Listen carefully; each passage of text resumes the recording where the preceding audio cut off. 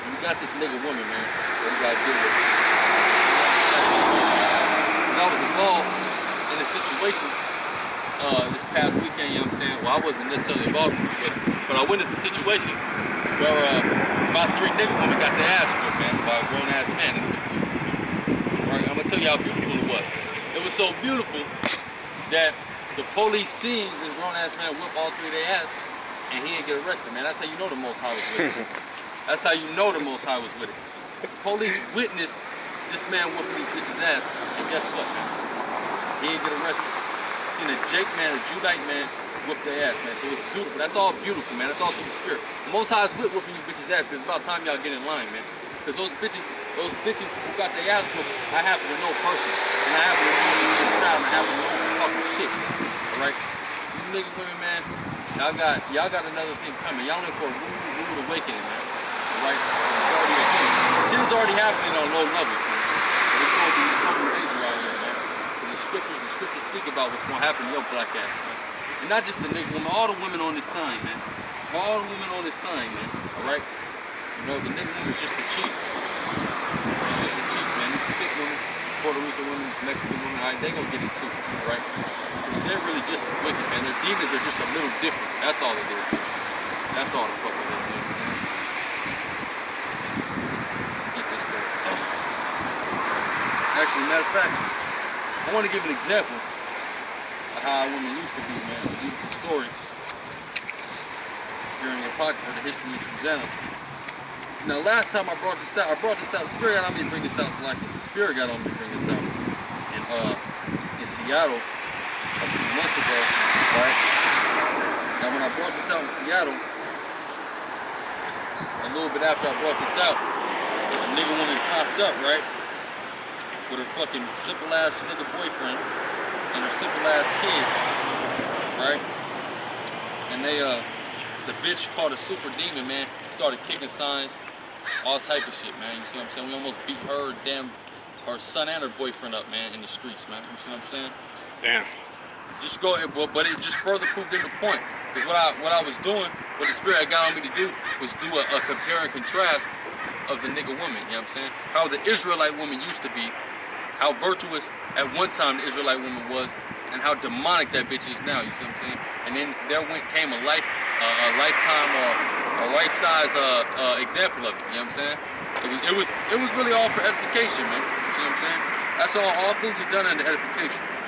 All right. The Most High, he's not just gonna have something happen for no reason.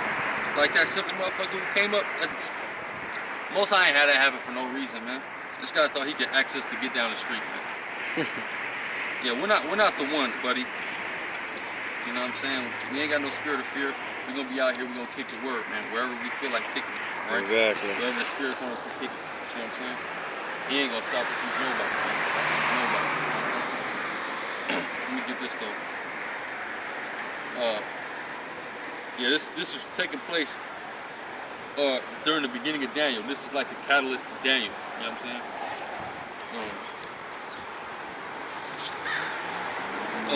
History of Susana, verse 1. There dwelt a man in Babylon called Joachim, and he took a wife whose name was Susana, the daughter of Chelseas, a very fair woman and one that feared the Lord. So she was fine and she feared the Lord, man. I mean, which is, I don't know where to find that at, man. Can't find that nowadays. Yeah, can't find that no damn way, man. See, verse 2. Her parents also were righteous and taught their daughter according to the law of Moses. Again, you can't even find no parents that's teaching their daughter the law of Moses, man. You see what I'm saying? Teaching their daughter to follow the law, statutes, commandments, and Yahweh Shem Yahweh Shah. You know what I'm saying? Let me continue. Verse 4. Now Joachim was a rich man and had a fair garden joining unto his house. And to him resorted the Jews. So that was a place where we sought refuge, man, when we was in captivity in Babylon. You see what I'm saying? Judah, Benjamin, and Levi, we were seeking refuge at this man's house, man. Very nice. Let me continue. Yes, if you did. Oh, I love the sign. Thank you.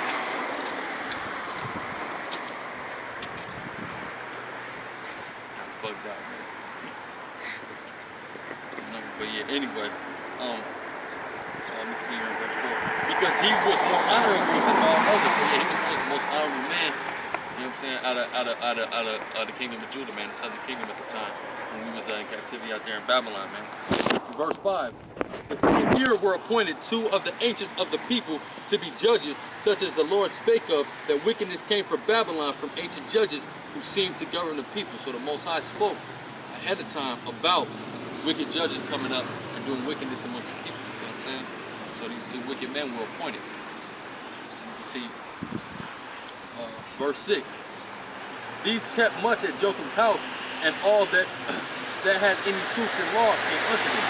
So those were basically judges who had an issue in law, you would take it to them, and they would make a judgment on it. At Jotham's house, that's where all this was going on. You know what I'm saying?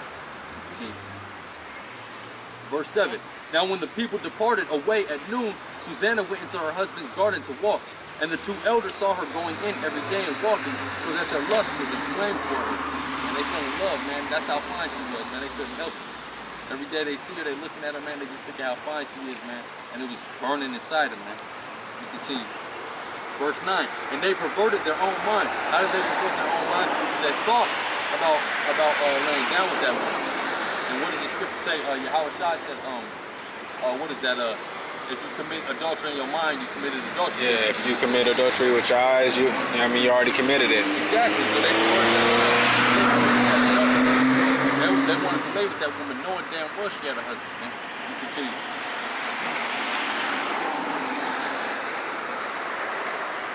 And turn their eyes that they might not look unto heaven, nor remember just judgments. Exactly. So they wasn't thinking about the laws, the statutes, and commandments of being righteous, man. They just wanted to lust after another man's wife, man. Old, dirty-ass old men, man. We continue, verse 10.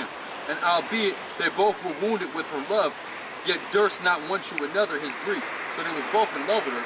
They was both lusting after her, but they didn't make it known to one another. Let me continue. Verse 11. For they were ashamed to declare their lust. Why were they ashamed to declare their lust? Because they knew it was wrong. Man. Exactly. They knew it was going on. So they kept quiet about it. Man. Let me continue. That they desired to have to do with her. Yet they watched diligently from day to day to see her. And the one said to the other, let us now go home, for it is dinner time.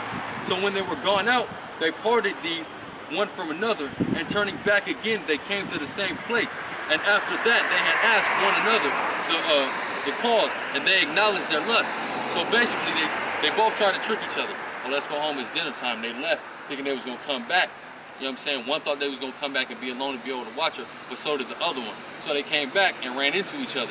And then they confessed to each other that, you know what I'm saying, they was lusting over this young lady. You know? Let me continue. Then appointed they a time both together when they might find her alone. Verse 15. And it fell out as they watched at a fit time, she went in as before with 2 maids only, and she was desirous to wash herself in the garden, for it was hot. And there was nobody there save the 2 elders, that they had hid themselves and watched her. Then she said to her maids, bring me oil and washing balls, and shut the garden, and shut the door, that I may wash me. And they did as she bade them, and shut the garden doors, and went out themselves at privy doors to fetch the things that she had commanded them. But they saw not the elders, because they were hid. So these guys were lying in wait, and they found them alone. Verse 19. Now when the maids were gone forth, the 2 elders rose up and ran unto her, saying, behold, the garden doors are shut, that no man can see us, and we are in love with thee. Therefore consent unto us, and lie with us. If thou wilt not, we will bear witness against thee, that a young man was with thee, and therefore thou didst send away thy maids from thee. So basically they said, look, either you about to let us run this train, or we're going to say that you was committing adultery any damn day. We're going to say that we seen a young man lying with you. Right? Verse 22. Then Susana sighed and said, I am straitened on every side, for if I do this thing, it is death unto me. So she knew the law, man, like I said in the beginning. So she knew if she committed adultery, she's going to be put to death, man. Smart woman. You said what? I said smart woman, wise woman. A wise woman, man, which, you know what I mean? A woman who at least knows a little something, man. Yeah. It's hard to find out here, man. So like, let me, all right. And if I do it not, I cannot escape your hand. So if I don't lay with y'all and actually commit adultery, y'all gonna say I did anyway. Let me get this, verse 23.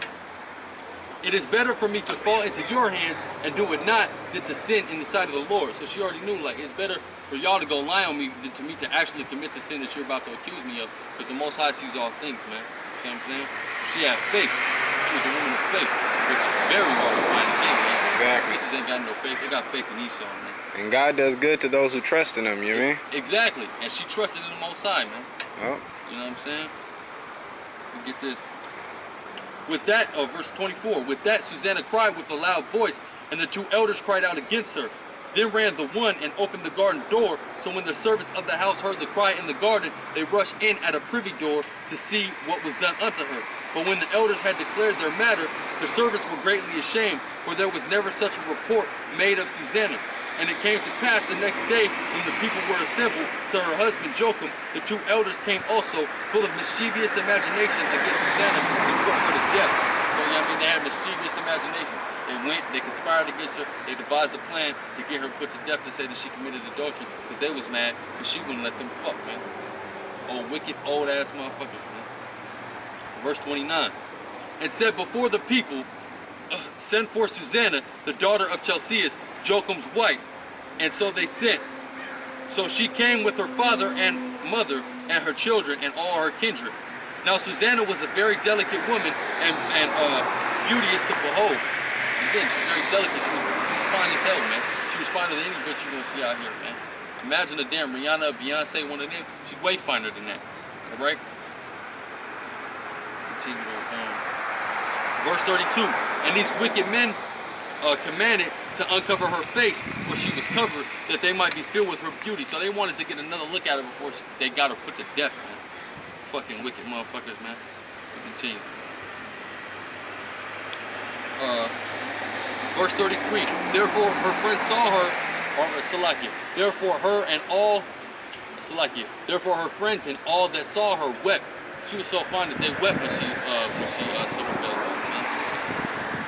Verse 34. Then the two elders stood up in the midst of the people and laid their hands upon her head. And she, weeping, looked up toward heaven, for her heart trusted in the Lord. And the elders said, as we walked in the garden alone, this woman came in with two maids and shut the garden doors and sent the maids away. Then a young man who was hid came unto her and lay with her.